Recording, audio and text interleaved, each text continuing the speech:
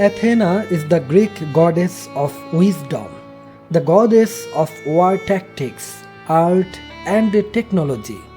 While being so wise, she was also quite arrogant.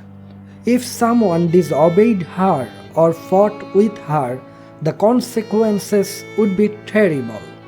And in one such incident, a virgin girl named Arachne became the first spider in the world. Arachne was a princess of Lydia. She learned weaving techniques from her father. She was so skilled at knitting that everyone would watch her knitting for hours spellbound. Everyone used to come from far and wide to see her art. Mermaids were not left out either. Arachne brought all her works of art to life with the touch of her fingers.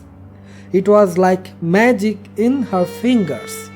With the touch of that magic, all the wool would easily turn into yarn. The threads were eager for her touch. Even the strokes of the needle of her hand seemed to be the absolute happiness of the threads. Everyone was full of praise for Arachne. As the audience grew, Arachne's pride grew in leaps and bounds. At the time, it was believed that such qualities were given by gods and goddesses, and so everyone believed that the weaving talent of Arachne came directly from Goddess Athena. But Arachne, blinded by her pride, denied this. One day, a woman said to her, "I see you are weaving as if Goddess Athena herself taught you to weave. You are probably her favorite student. May her grace always be upon you, lovely lady." But Arachne, blinded by self-conceit, denied the very source of her art. She said, "I have never learned anything from Athena. This is the result of my long hard work and dedication. No goddess is involved in it, and I don't need anyone's kind eyes as long I have my own hands. You better do one thing. You go and tell your Athena to have a knitting contest with me one day. I want to see who has more knitting skills. If I lose, I will definitely compensate Athena." Arachne's arrogant words reached Athena's ears as well.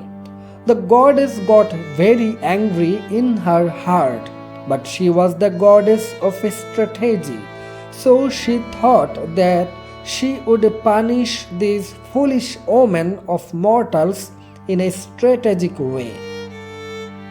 Athena appeared in the house of Arachne in the disguise of an old woman. On that day, people gathered to see the weaving of Arachne.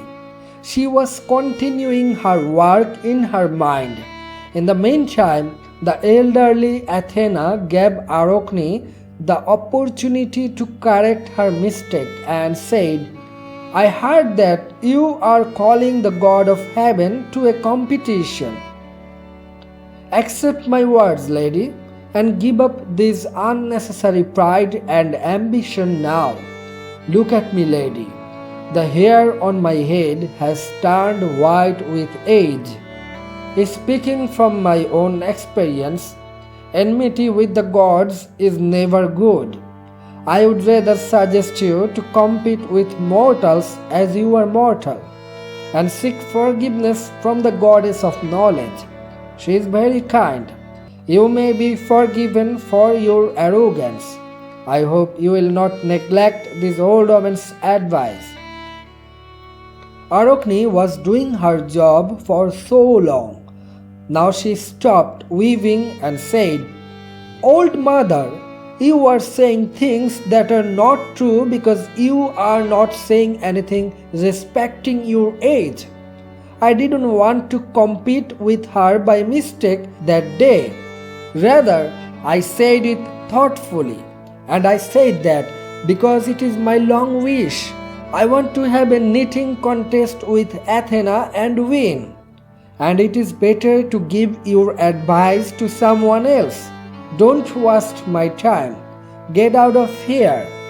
And if your goddess has so much faith in her knitting skills, let her come down. Let her show her skills. I will also show my skills. Let's have a competition. Hearing this, the old woman said, "Well," and then disgusted old woman Athena returned to her original form. The surroundings sparkled with the light of her form, and all those present fell at her feet in devotion. Everyone started singing the praises of the goddess. Only Arachne sat with her head held high. Her cheeks were all bloodless, but it didn't last long. Blinded by self-conceit, Arachne immediately set to work. Athena too went to work at the same time. Both hands of them were working like electricity.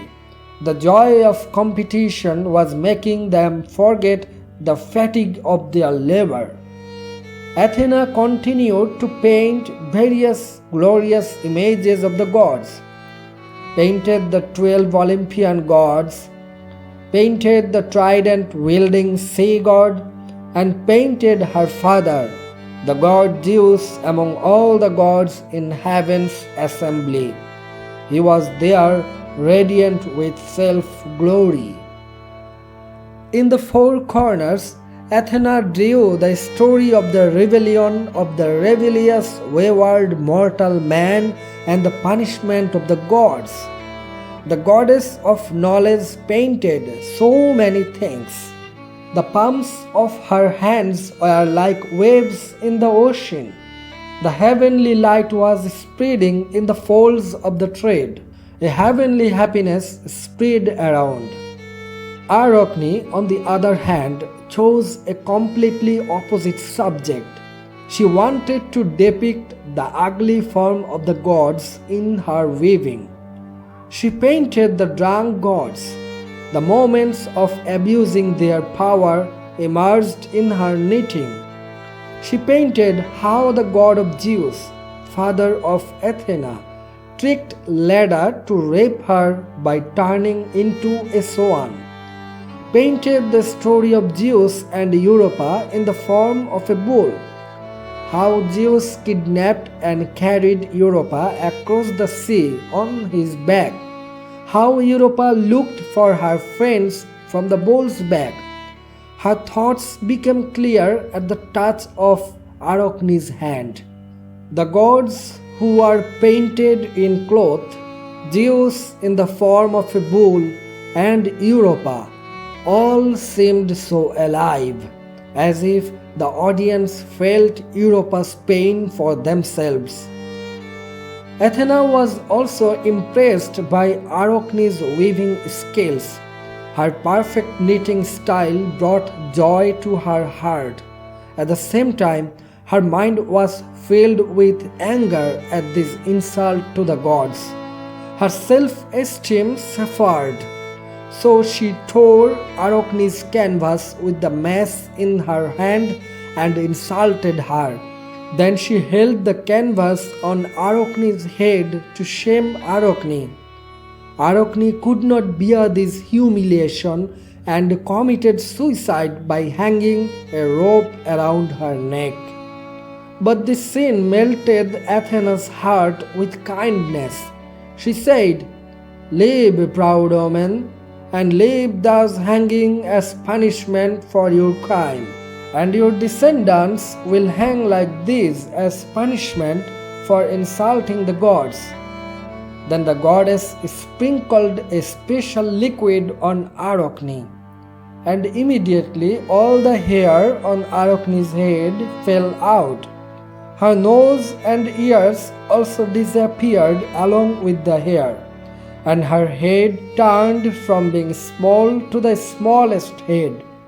All her toes turned into legs and curled around her stomach. And now she is still knitting with these legs. Thus, according to Greek mythology, the world's first spider was created. The ancient Greeks came up with a fascinating explanation of the spider's weaving skills. We find this story of Arachne in modern literature. We see her appearing frequently in the pages of various fantasy stories. For example, in the book Hercules, The Legendary Journeys, she is seen as a half woman and half spider monster. Arachne's presence can also be seen in the famous fantasy series Percy Jackson and Heroes of Olympus. Arachne was the main character in a novel called The Spider Goddess. In the novel Clash of the Titans, Arachne deals with Cronus in the form of a giant spider. Instead of fighting against the heroes, she asked for a chance to be human again. But Cronus breaks his promise. Later, Athena turned her into a woman and put her to weaving work under her command. Arachne's name has appeared again and again in many other such novels.